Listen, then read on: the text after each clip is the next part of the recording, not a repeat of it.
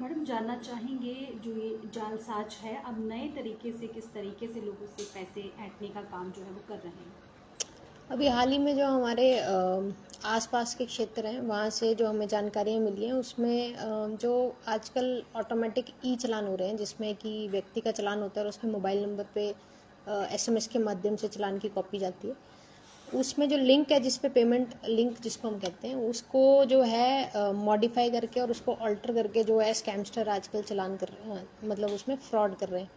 तो जैसे जो ओरिजिनल लिंक है वो e challan dot Parivahan dot G O V dot in है, लेकिन आपके मोबाइल फ़ोन पे कभी कभी ऐसा मैसेज आ सकता है जिसमें ये जो लिंक है ये सही से नहीं रिफ्लेक्ट हुआ है, और जैसे जो अभी फेक लिंक चल रहा है वो ई चलान परिवहन डॉट इन चल रहा है। तो मैं आपके माध्यम से सभी जो हमें सुन रहे हैं पंजाब केसरी के व्यूअर्स, मैं उनको ये कहना चाहूँगी कि आप जब भी यदि कोई ऐसा मैसेज आपको आता है जिसमें आपका ई चलान इशू है तो आप उसका लिंक जो है ध्यान से पढ़ें। और यदि वह link E challan dot Parivahan dot gov dot in है तो ही वो एक ओरिजिनल लिंक है। और इसके अलावा यदि कोई पेमेंट लिंक आपको शो हो रहा है, इस के अलावा कोई और अन्य स्टाइल में भी शो हो रहा है, तो वो फेक है। उसको ज़रूर जो है एक बार नियरेस्ट जो पुलिस स्टेशन है या हमारी पुलिस चौकी है वहाँ पे आप चेक कर लें और उसके बाद ही पेमेंट जो इनिशिएट करें। मैम आए दिन ऐसे ही ठगी के मामले भी सामने आ रहे हैं, तो किस तरीके से जनता को जागरूक जो है वो होना चाहिए, क्योंकि अमूमन जो पढ़े लिखे लोग हैं वही ऐसे जालसाज का शिकार जो है वो बन रहे हैं। देखिए, मुझे लगता है कि जब भी आप कभी ऑनलाइन पेमेंट करें या ऑनलाइन आपको कोई ऑफ़र या कोई लॉटरी या कोई जॉब का ऑफ़र आए, इस तरह की जब भी कोई चीज़ें हों तो आप जो है तुरंत और ऑटो मोड में सारे लिंक्स को यस यस करके या उनको ओपन ना करें। आप थोड़ा उसको समय दें, उसको समझें कि ये सही है या गलत है, उसको 4 जगहों पे आप वेरीफ़ाई करें। और यदि आपको थोड़ा सा भी डाउट है, आपको हल्का सा भी ये लग रहा है कि ये नई चीज़ है और मुझे शायद इसके बारे में पूरी जानकारी नहीं है, तो संबंधित बैंक, पुलिस या आसपास अपने फ्रेंड सर्कल में उसको ज़रूर डिस्कस करें।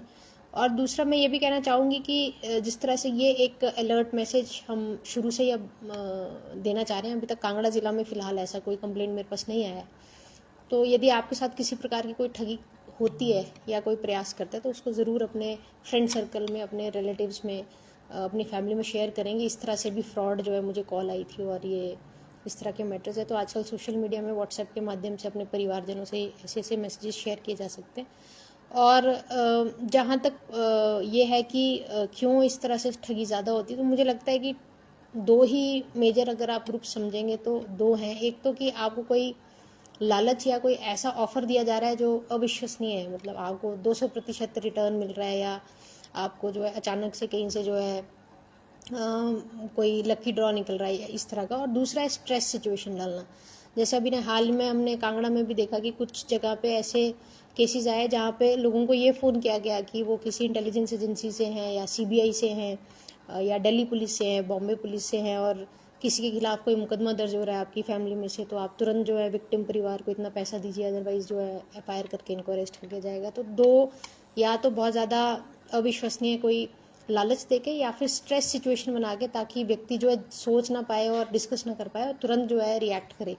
तो जब भी आपको कोई इस तरह के अननोन नंबर से ऐसे कॉल जाती हैं या आपको लगता है ये परिचित व्यक्ति भी, आपको आवाज़ भी सेम लग रही है लेकिन नंबर नया है, या फेसबुक के माध्यम या सोशल मीडिया में किसी और, इंस्टाग्राम, स्नैपचैट, कहीं पे भी कोई इस तरह की स्ट्रेस सिचुएशन क्रिएट करना चाहे, तो आप हमेशा उसको वेरीफाई करें रिएक्ट करने से पहले। और यदि कोई अविश्वसनीय आपको लालच का कोई ऑफर आ रहा है उसको भी आप वेरीफाई करें, उसके बाद ही उसको प्रोसीड करें। और हमेशा किसी भी अननोन लिंक पे एक्टिवेट करने से पहले, पैसे देने से पहले, ओटीपी शेयर करने से पहले 2 मिनट लें, सोचें समझें, और उसको जो है किसी समझदार व्यक्ति से या अपने फ्रेंड सर्कल में उसके बारे में डिस्कशन करने के बाद ही डिसीजन लें। मैडम क्या लगता है ये जो पढ़े लिखे लोग ठगी का शिकार हो रहे हैं, जो उन्हें ठग रहे हैं उनकी कितनी क्वालिफिकेशन होगी, क्योंकि लगातार मामले जो है वो बढ़ते ही जा रहे हैं। देखिए, जो आमतौर पे जो साइबर फ्रॉड्स जो हम देखते हैं उसमें बहुत ज़्यादा क्वालिफाइड लोग तो नहीं है। जितने भी जगह हमने लिंक्स फाइंड आउट किए हैं तो in terms of education qualification उतना नहीं है, लेकिन वो स्ट्रीट स्मार्ट जैसे हम कहते हैं, वो उस तरह के ग्रुप्स पाए गए हैं जो ये चीज़ समझते हैं। जैसे अभी ई चलान का ट्रेंड है तो वो ई चलान को ही उन्होंने ऑल्टर कर दिया, मॉडिफाई कर दिया है। और वहीं पे एक फॉल्स लिंक जनरेट कर लिया जिससे वो डेटा स्कीम करे। जब इनकम टैक्स रिटर्न्स का जैसे अभी समय चल रहा था 31 जुलाई तक, तो कई लोगों को ऐसे मैसेजेस आने शुरू हो गए थे कि आपका इनकम टैक्स रिटर्न जो है उसका जो ज़्यादा पेमेंट होगी है उसकी रीपेमेंट के लिए इस लिंक को फॉलो करें।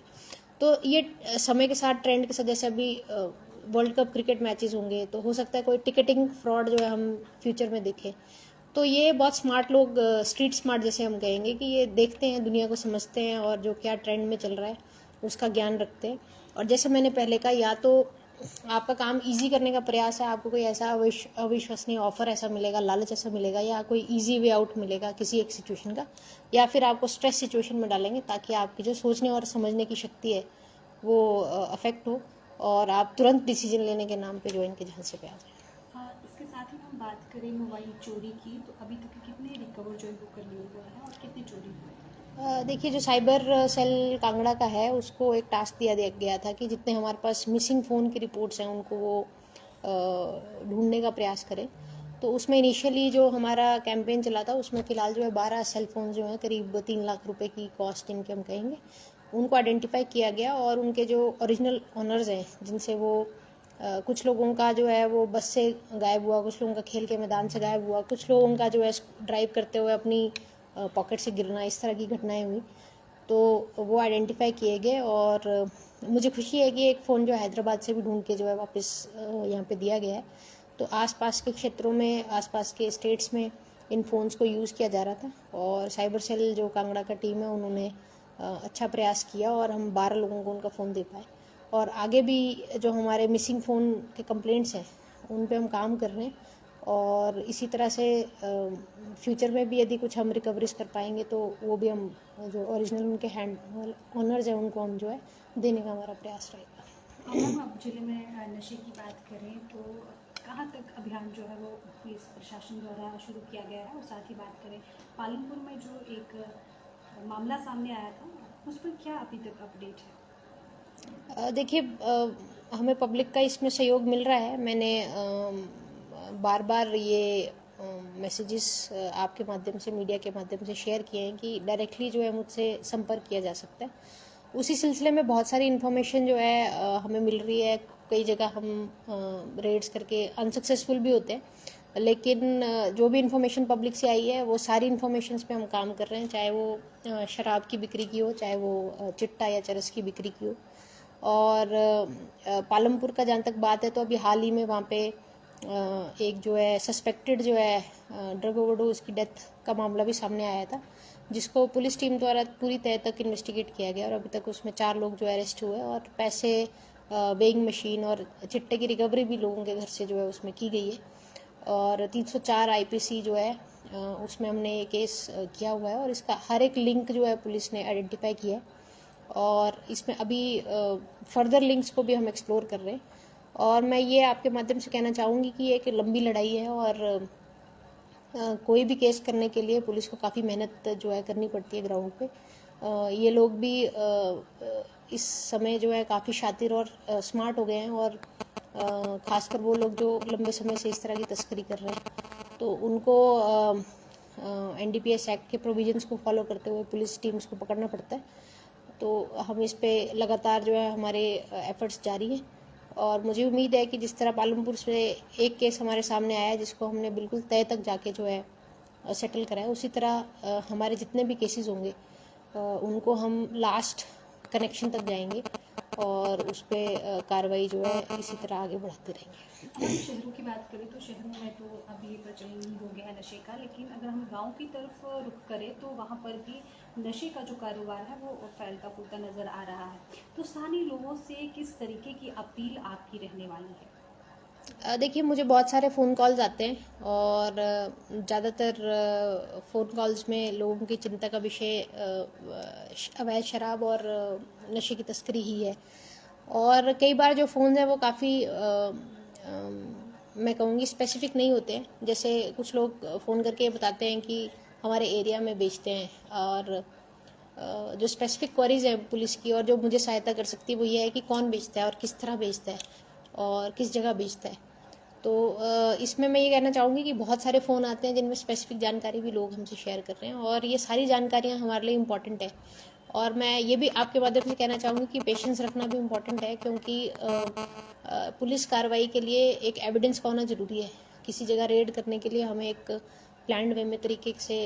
चीज़ों को डील करना पड़ता है, और हमारे पास लीगल रेगुलेशंस हैं, लॉ हैं, जिनको हमें फॉलो करना है। तो जितनी भी जानकारी मेरे फ़ोन पे शेयर हुई है उन सब पे पुलिस टीम काम करेगी, और